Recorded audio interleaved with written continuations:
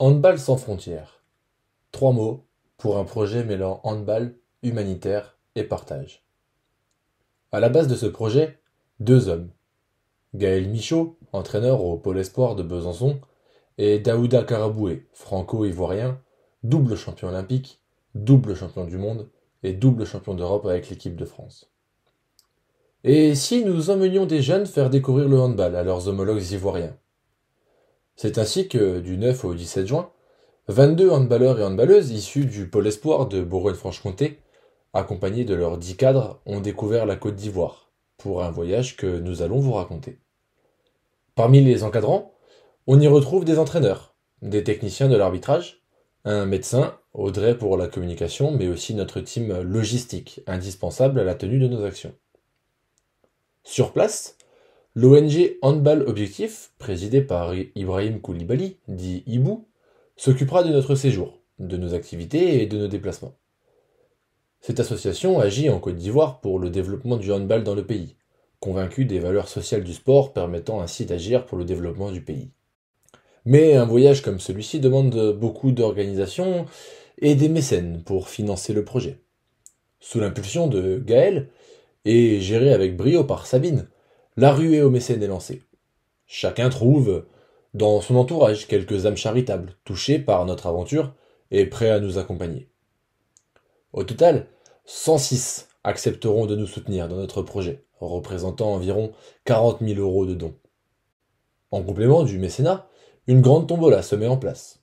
On retrouve dans les lots à gagner de nombreux maillots de joueurs formés au pôle et de joueurs professionnels issus des clubs de la France entière. L'occasion ici de remercier certains grands noms, comme Jean-Jacques Aquevillo, Théo Avalanche de Mouge, Rémi Desbonnets, Michael Guigou, Alizé Frégon de Mouge, Marie Prouvancier, Chloé Valentini, Charlène Guerrier ou Adrien Dipanda, et les clubs de Nîmes, Dunkerque, Montpellier et Saint-Raphaël, sans oublier la FF Handball, pour les maillots des équipes de France. Une belle preuve, s'il en fallait, que notre projet touche au-delà des frontières de notre région.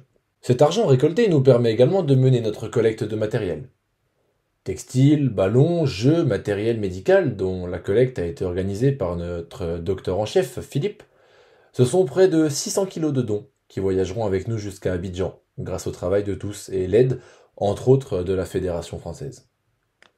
Notre projet commence à faire du bruit, et la presse s'y intéresse.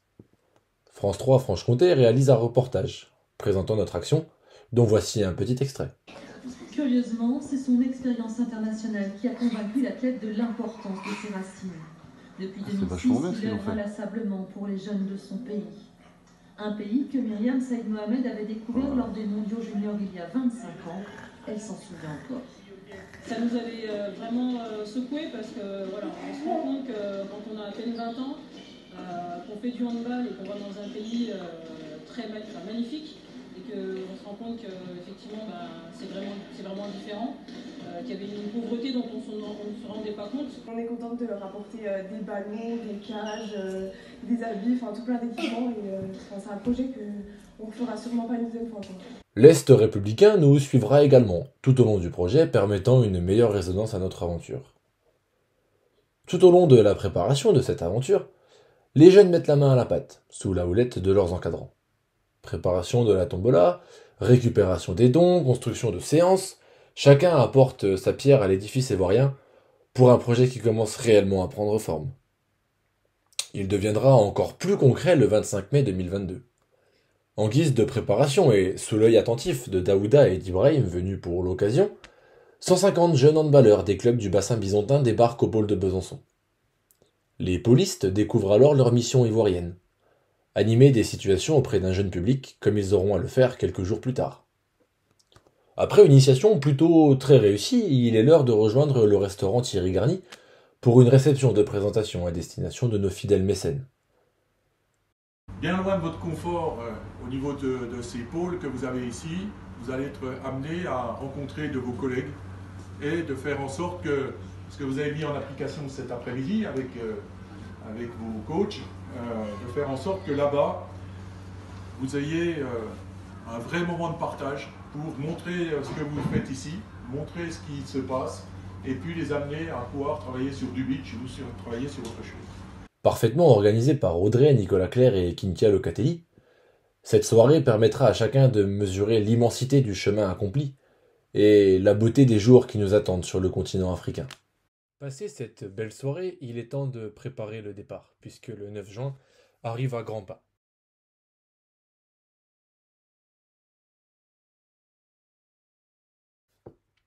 Il est 18h35 le 8 juin lorsque le message de Gaël atterrit sur les téléphones comme un tremblement de terre.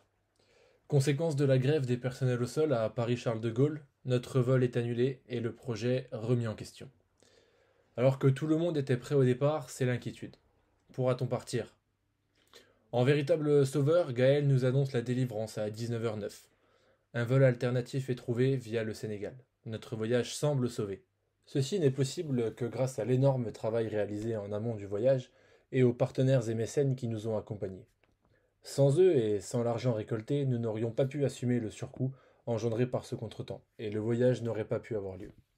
Une nouvelle occasion ici de les remercier. Rendez-vous est alors donné à 22h à Besançon, après un grand coup de panique général. Toute la troupe byzantine s'organise pour préparer le départ et répartir le matériel destiné à être donné sur place.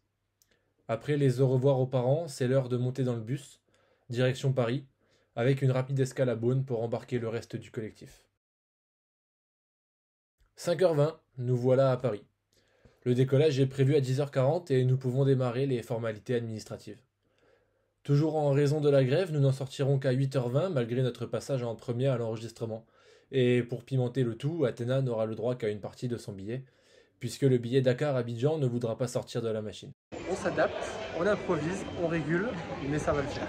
On a confiance. On n'est pas fatigué, hein. Pas du tout, on est mort.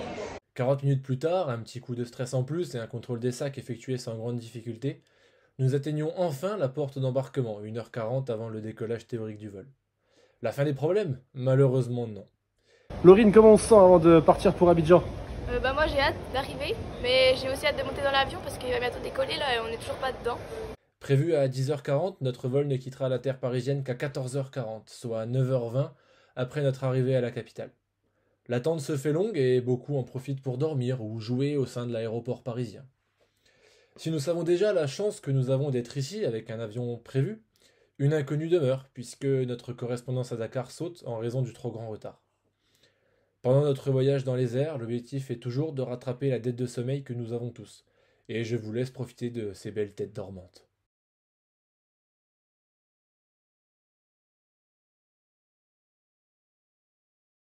Il est 20h20 lorsque nous arrivons à Dakar. Entre-temps, Gaël a reçu l'info attendue comme le Messie. Nous aurons un avion pour Abidjan, au départ à 21h30. Après 24 heures de voyage, nous commençons à toucher du doigt notre destination, qui paraissait inaccessible il y a encore quelques heures. Il nous faudra encore attendre jusqu'à minuit pour, enfin, poser un pied sur le sol ivoirien. Après les formalités administratives, rapidement expédiées, nous souhaitons remercier Gaël pour son obstination et l'énergie mise à nous trouver une solution de repli. Puis, la magie opère déjà.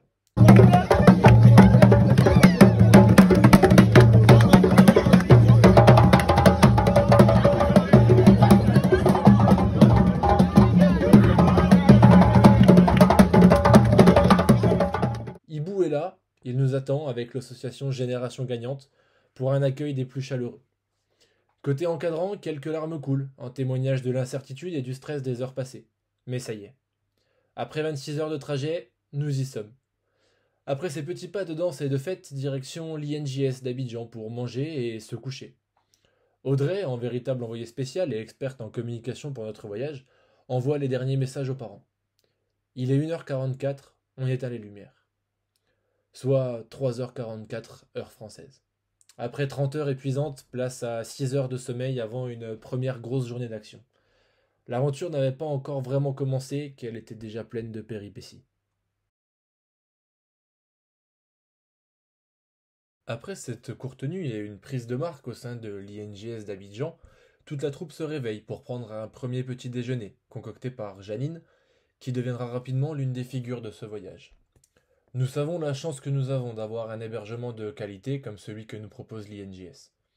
Lit simple, salle de bain dans les chambres, clim, nous disposons de conditions favorables pour vivre notre séjour, bien meilleures que celles de beaucoup d'Ivoiriens, comme nous le découvrirons les jours qui suivent. Le programme de cette première journée s'annonce intense. Dès le premier jour, nous rentrons directement dans notre mission de formation des jeunes Ivoiriens.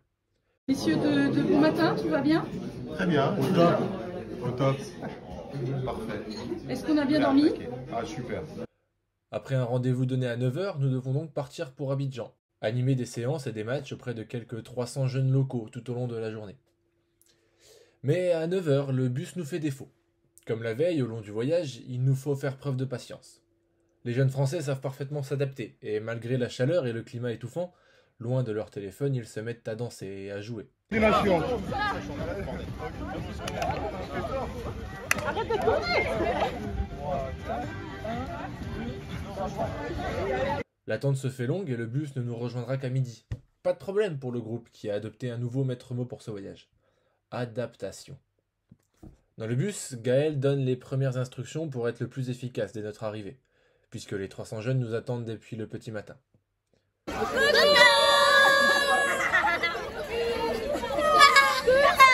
Après un accueil chaleureux de la part de nos stagiaires du jour, nous pouvons monter les terrains, pendant que Thomas, Pierre, Myriam et Douta s'occupent de répartir les jeunes Ivoiriens, venus en très grand nombre.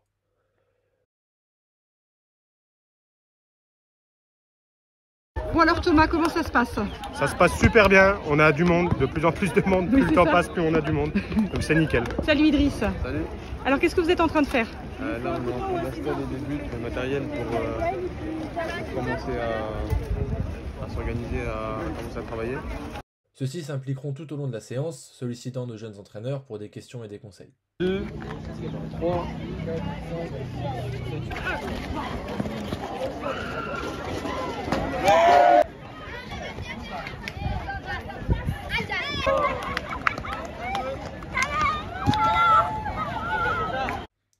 Au terme d'une heure et demie intense de séance, éprouvante pour les jeunes cadres face au public nombreux, c'est l'heure des premières photos entre Français et Ivoiriens. Puis, nouveau changement de programme. Alors que nous préparons les matchs, le temps change. En juin, en Côte d'Ivoire, la saison des pluies bat son plein, et le temps s'avère très changeant. L'averse arrive au loin, il faut cesser nos activités et ranger le matériel en catastrophe.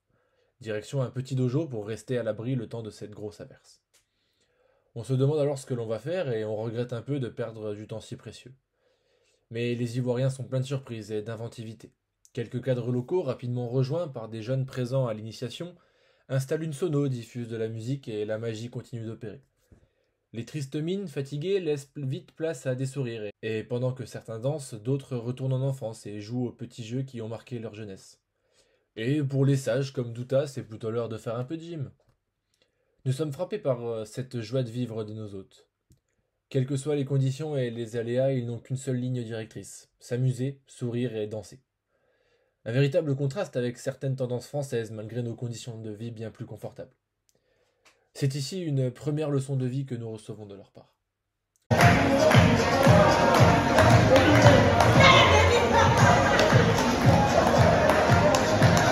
Le plus fort de la pluie passée, tous les jeunes Ivoiriens ont déjà rejoint les terrains de foot avoisinants et tapent dans la balle malgré les averses persistantes. C'est leur fil conducteur, le jeu, le sport, l'amusement. Nous n'en voyons aucun triste ou à l'apparence malheureuse. Ils sont ensemble, ils partagent des moments de vie autour d'un ballon, sans aucun artifice ni aucune technologie. Ils ont l'air si heureux. Après quelques photos, un clapping animé par Mathieu et des au revoir difficiles,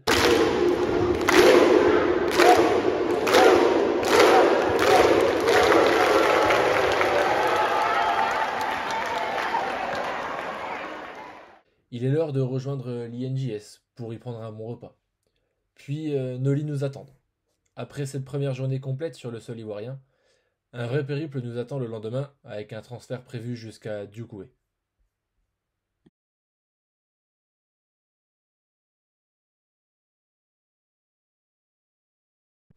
Pour ce troisième jour de notre voyage ivoirien, un long transfert est prévu jusqu'à Djoukoué, situé à l'ouest du pays, à quelques 9 heures de route de notre camp de base d'Abidjan.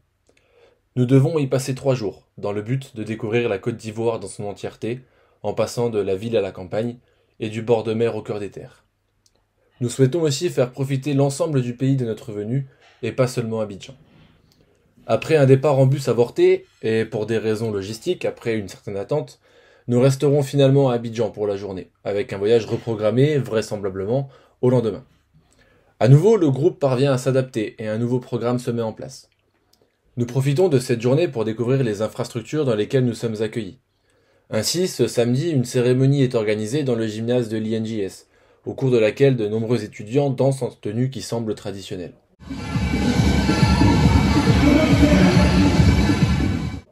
Sur les terrains extérieurs, les plus jeunes tapent dans la balle, malgré leur tenue pas toujours adaptée à la pratique sportive. À nouveau, la culture sportive de ce pays nous frappe. Plusieurs temps forts nous attendront pendant l'après-midi. D'abord, nous assisterons au final de la Coupe de Côte d'Ivoire de rugby, organisée sur les terrains collés à notre hébergement.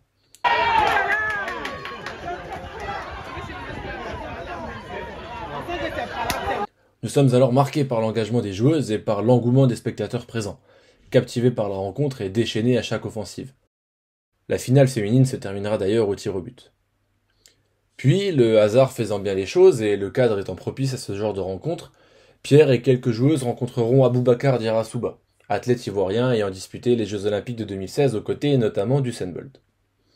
Sur une sollicitation de notre part, il est alors intervenu auprès de tous pour expliquer sa vie et comment il est devenu athlète de haut niveau. L'un des volets du voyage était alors atteint, confronter les jeunes athlètes à leurs conditions de vie et d'entraînement, à celles de leurs homologues d'autres pays. J'attends pas que je vienne en entraînement avant de m'entraîner en fait. J'ai quitté à l'école, je fais des abdos dans ma chambre. Je laisse mon téléphone. Parce que maintenant vous êtes tout le temps sur votre téléphone. Le téléphone ça n'entraîne pas en fait. Je vous jure, on lui a rien demandé. Ah oui, c'est vrai. Le téléphone ça. Ouais. Le téléphone ça n'entraîne pas. Je laisse mon téléphone de côté, je m'entraîne. Je fais les abdos, les gainages, les pompes et autres. Parce que je sais que j'ai envie de réussir dans ce que je veux faire. Donc l'enfant il regarde ses camarades partir à l'école, il va faire autre chose. Hein. Donc cet enfant, vous imaginez que cet enfant, par exemple, si il veut pratiquer le sport, vous voyez pourquoi il va le prendre à cœur? Parce qu'il n'a pas d'autre choix, il n'a pas d'autre voie de réussite que ça en fait. Soit c'est ça, soit il n'a rien. Un athlète ne se lâche jamais de s'entraîner. Ça il faut comprendre.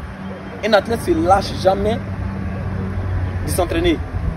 Passé ce temps fort et riche d'enseignements, nous revenons à nos racines de handballeurs, en se laissant aller à un petit entraînement sur l'un des terrains extérieurs de l'INJS.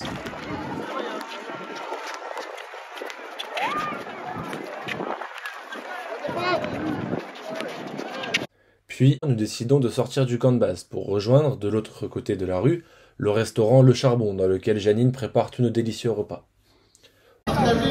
Salut Paco. Explique-nous ce que c'est. Alors c'est un fruit d'ici qu'on coupe en deux. Ça s'appelle comment? Un mangoustin. Un mangoustin. On le coupe en deux et on mange le blanc là, le noyau à l'intérieur. T'as goûté déjà?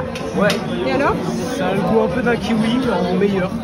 Top. C'est vraiment bon. Au terme d'un succulent repas comme depuis le début du voyage, nous en profiterons pour prendre un petit cours de danse.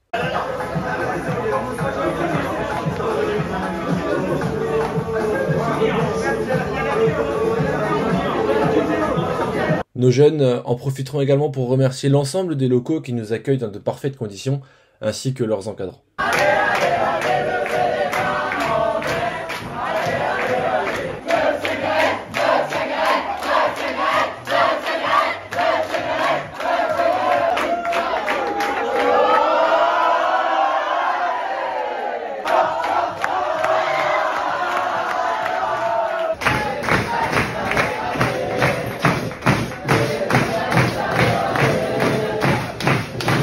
Des moments si simples mais qui resteront pour tous les participants de cette soirée gravés à jamais et d'une richesse humaine inestimable.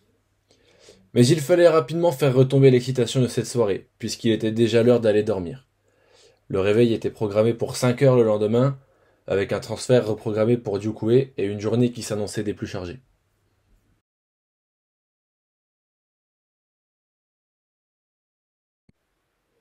Il est 5 heures. Nous sommes au 4e jour de notre voyage ivoirien, et tout le groupe est déjà prêt à partir. Après un transfert avorté la veille, voilà la troupe partie pour rejoindre Dioukoé, à 600 km d'Abidjan, soit un long voyage en bus de plus de 8 heures. Cette ville de la région du Guémont s'étend sur 12 000 hectares, soit plus que la surface de Besançon et Dijon réunis. Le bus ayant dormi avec nous, nous pouvons partir comme prévu à travers la campagne ivoirienne. Le trajet est long et la chaleur locale nous pèse, mais nous gardons le sourire et la motivation, puisque nous savons la hâte et l'excitation des locaux qui nous attendent sur place. Au cours du voyage, nous passons devant la basilique de Yamoussoukro, que nous reverrons en détail lors du voyage retour. Nous découvrons les petits villages le long des autoroutes qui traversent le pays, et nous rencontrons les locaux, parfois très jeunes, qui vendent leurs produits au bord de la route. Passés les barrages policiers et les jolis paysages ivoiriens, nous voilà arrivés à Djoukoué, il est 14h.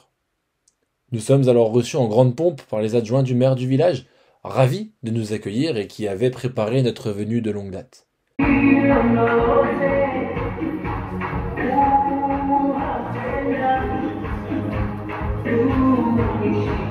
Bercés par la musique, nous prenons place pour écouter les messages de bienvenue de nos hôtes.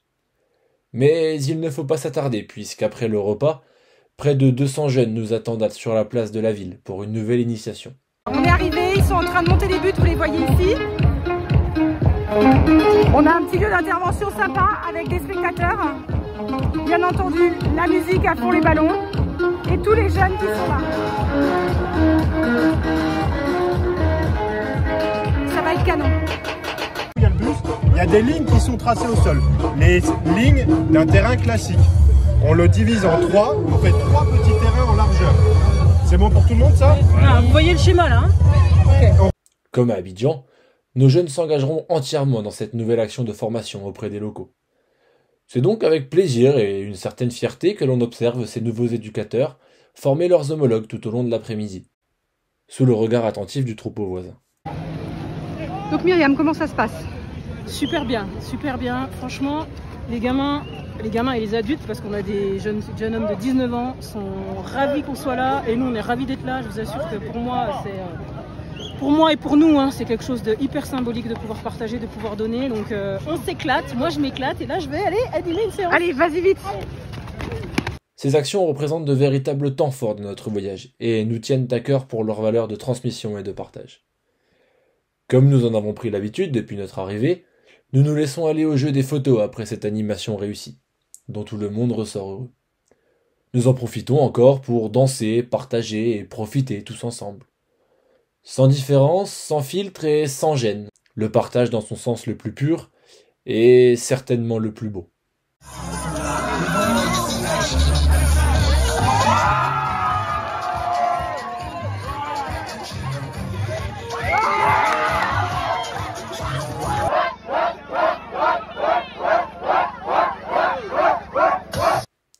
Nos arbitres nationaux, Pierre et Thomas, en manque de sifflet, saisiront une chouette occasion d'officier sur un match amical organisé à la suite de notre intervention. Puis l'heure du retour à l'hôtel viendra. À l'heure du repas, la fatigue se fait sentir, mais nous en profitons pour découvrir de nouvelles saveurs, comme ces fèves de cacao offertes par un producteur local. La région de Djoukoué est la 2e région productrice de cacao du pays. Pour conclure cette longue et riche journée, Pierre, Thomas et Gaël se voient remettre de magnifiques boubous, habits typiques de Côte d'Ivoire et de l'Afrique en général, si gentiment offerts par nos locaux. Leur tenue se rapproche alors de celle de Myriam, qui nous régale avec ses jolis boubous depuis le début du séjour. Désormais, il est temps de fermer les yeux pour continuer à vivre notre rêve et se diriger vers la prochaine journée qui nous amènera vers les cascades de Man.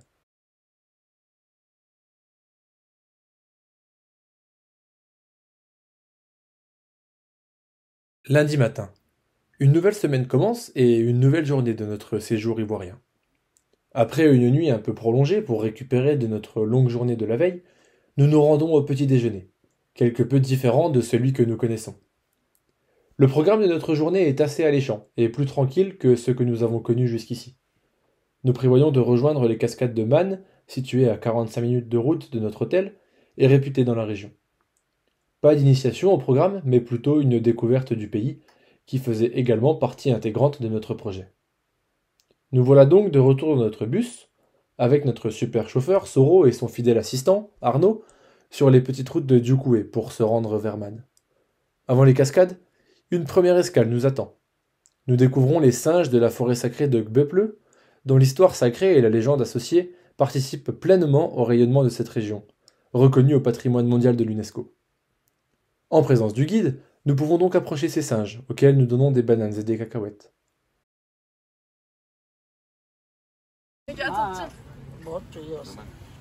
C'est incroyable. Contente? Bah ouais. J'ai nourri des singes. Qu'est-ce que tu as donné aux petits singes? Une banane. Et Des cacahuètes. Nous arrivons ensuite à une première cascade. Après quelques rapides minutes de marche, dans les bois ivoiriens, la cascade se présente à nous, mais nos hôtes estiment qu'elle n'a pas assez d'eau et qu'il est impossible de s'y baigner. Alors on rembobine, on retourne dans le bus et on repart pour un petit quart d'heure de route, direction une deuxième cascade. Vous le découvrirez plus tard, mais ce changement sera heureux pour nous. Le bus nous arrête alors au bout du dernier village avant la forêt, sorte de mélange entre la jungle et les tropiques. Après un bon morceau de marche sous la chaleur et l'humidité ivoirienne, mais au milieu de paysages magnifiques et bien différents de ceux que nous connaissons, nous voilà à la cascade. Salut les parents! Comme vous pouvez constater, on a fait une marche dans la forêt tropicale et sincèrement, c'était pas facile, mais ça valait le coup, regardez.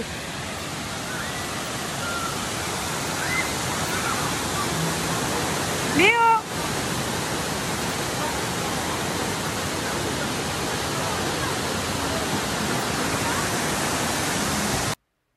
Et le jeu en valait la chandelle, puisque le cadre est à couper le souffle. Hormis quelques jeunes déjà sur place, et d'autres qui nous ont suivis depuis le village, nous sommes seuls, sans bruit et sans gêne autour.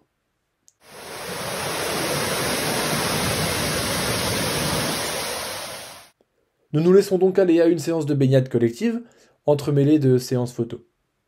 Après des journées intensives et plutôt stressantes, nous profitons d'un moment de répit et de repos bien mérité par toutes les troupes. Au terme de ce bon moment, il est l'heure de regagner le bus et de rebrousser chemin à travers la forêt ivoirienne. Comme tout le groupe n'allait pas à la même vitesse, les plus rapides arrivent alors au village, près du bus, où des jeunes s'empressent de nous rejoindre. Ils s'approchent et viennent vers nous. Et alors, de la façon la plus naturelle qui soit, la magie se met en place. Le temps semble s'arrêter et plus rien ne compte autour. Pour certains et certaines, l'émotion est trop forte et tous les sentiments accumulés doivent s'évacuer. Pour parfaire ce tableau d'une force difficilement comparable, Myriam nous partage un chant africain que chacun reprend en chœur. Je vous laisse alors profiter de ce si précieux moment.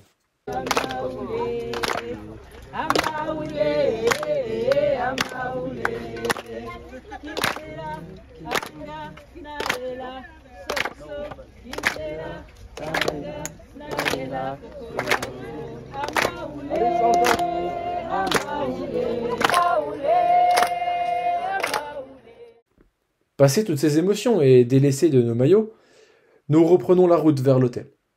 Pour compenser la décharge d'émotions, les jeunes profitent alors du retour pour décompresser et mettre une chouette ambiance dans notre bus. Encore une fois, cette journée nous aura montré que, parfois, les choses naturelles peuvent être les plus belles. De retour à notre camp de base et après un nouveau bon repas, nous nous voyons remettre des tenues du collège local, gracieusement offert par le propriétaire de l'établissement. Puis, il est grand temps de rejoindre nos lits. Le lendemain, le trajet retour jusqu'à Abidjan nous attend, avec un passage par la basilique de Yamoussoukro.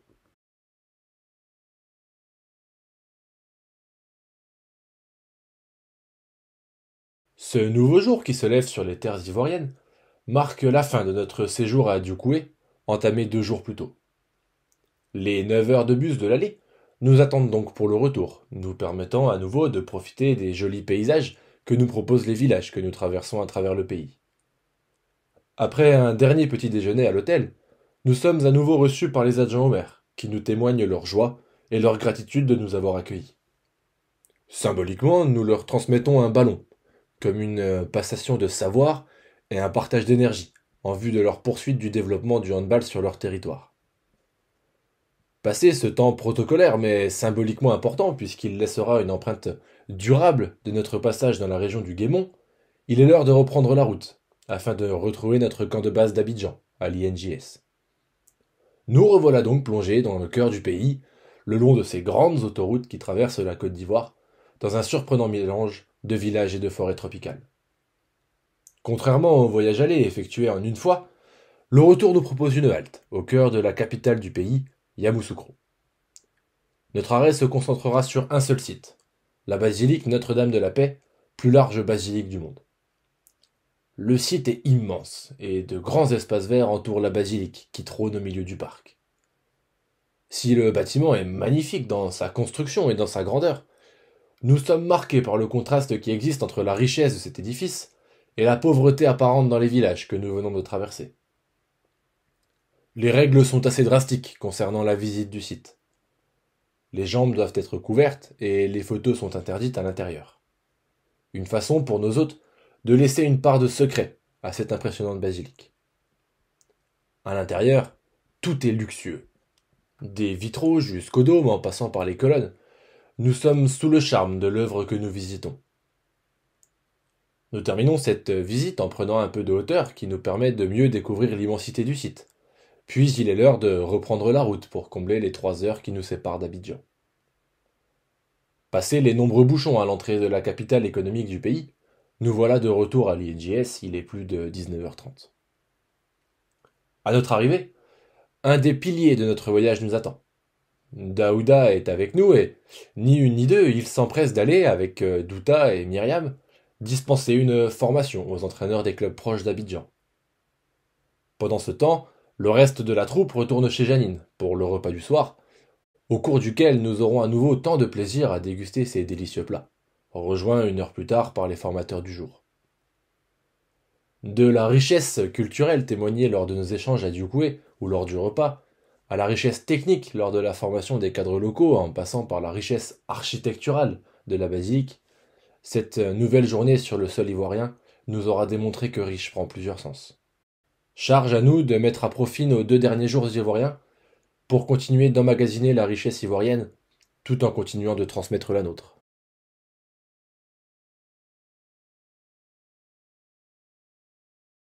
Le jour se lève sur l'INJS d'Abidjan.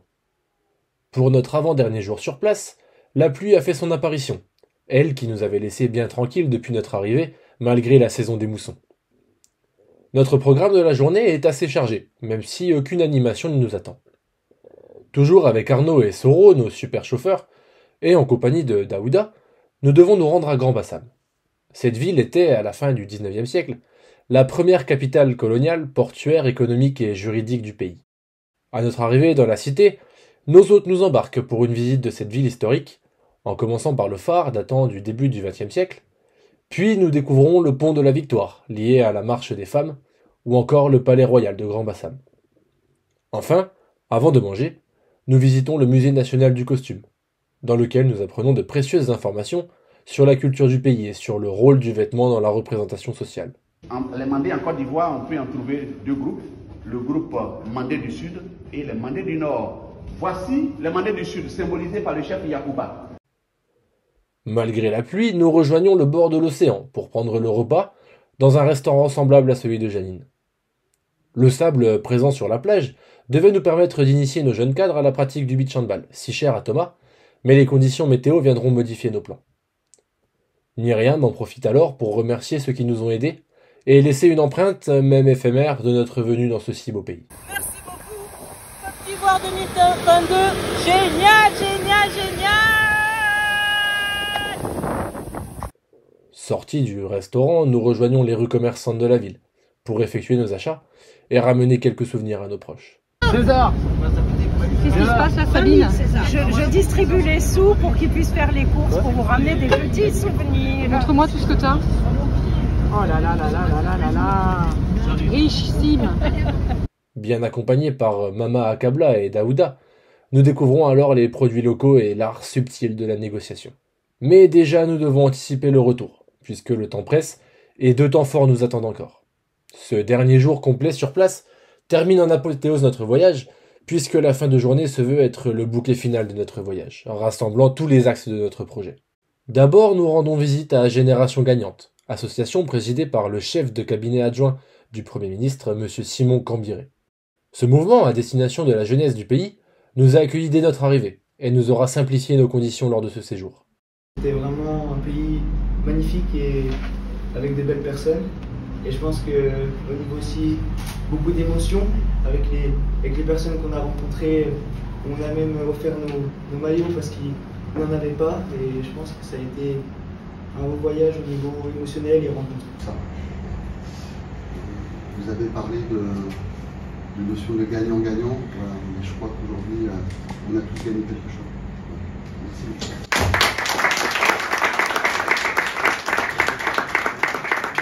Après un échange avec les dirigeants de ce mouvement et des sincères remerciements, tant pour leur apport que pour leur dévouement pour le développement de la Côte d'Ivoire, nous prenons la pause pour une petite photo. Puis retour au bus.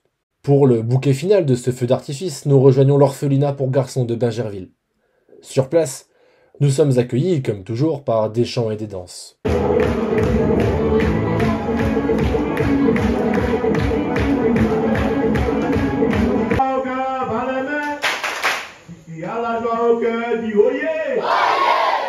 L'émotion est importante et les larmes coulent sur les joues pour beaucoup.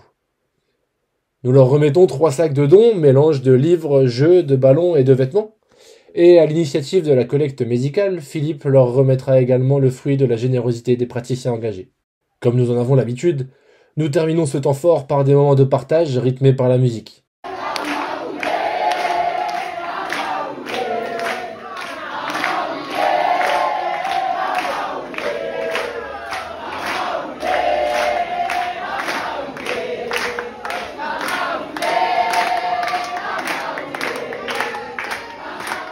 Puis, comme l'heure avance, il est temps de rentrer chez Janine pour notre dernier repas. Les sentiments sont alors mitigés entre une fin du voyage qui approche et des souvenirs toujours plus nombreux dans les têtes de chacun.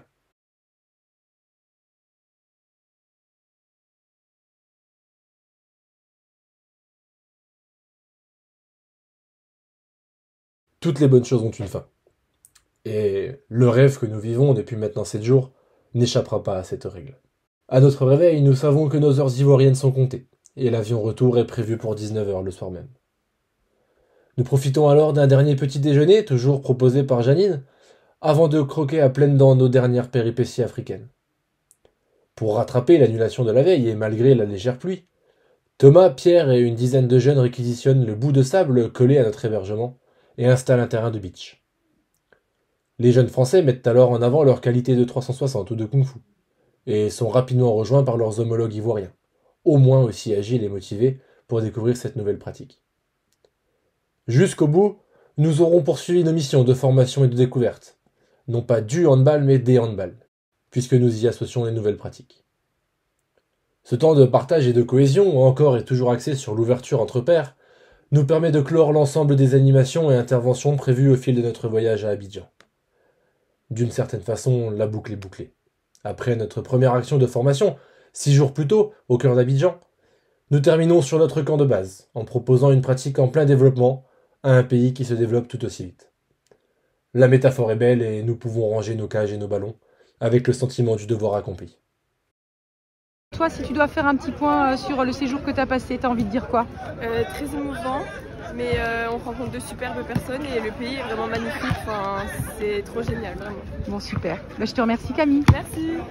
L'heure est désormais venue de refaire les valises, plier les affaires et vider les chambres.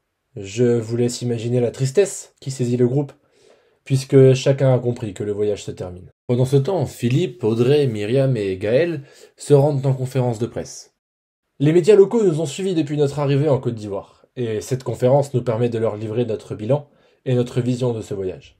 Une délégation qui est composée d'une grande trentaine de personnes, avec notamment 22 jeunes, puisque ce sont eux qui ont été le cœur de l'action dans cette semaine, et donc une dizaine d'encadrants, voilà, qui ont permis de les environner.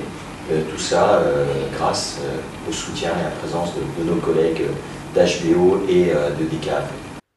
Puis vient l'heure déchirante des au revoir. Après un dernier repas succulent dont nous avons appris à apprécier toutes les saveurs malgré une adaptation compliquée pour certains, nous remercions Janine pour son dévouement et sa présence à nos côtés depuis le départ. Nous remercions également Théodora, coach Siaka et les membres de l'ONG Handball Sans Frontières ainsi que de l'INJS qui nous ont choyés sur la durée de notre séjour. Les adieux avec Mama Akabla, maman africaine de tout le groupe, sont déchirants. Nous ne la connaissons que depuis quelques jours, mais les relations créées étaient déjà si fortes que nous peinons à lui dire au revoir. Mais il faut désormais se résoudre à rejoindre l'aéroport, puisque le vol pour Dakar est prévu au décollage à 19 h. Pas de temps à perdre, donc. Le groupe retrouve Soro et Arnaud et direction l'aéroport Félix Houphouët-Boigny d'Abidjan. Ça y est, notre aventure s'arrête. Comme à Djoukoué, nous transmettons le ballon comme un témoin à Daouda et Ibou, et nous savons pertinemment qu'ils sauront faire évoluer et perdurer l'empreinte de notre venue, et que, grâce à leur énergie, le handball continuera son développement dans le pays, d'Abidjan à Djoukoué et de la ville à la campagne. Après leur avoir dit au revoir, non sans difficulté, nous nous retrouvons dans le hall de l'aéroport. Et alors du coup, qu'est-ce que vous retenez de ce séjour?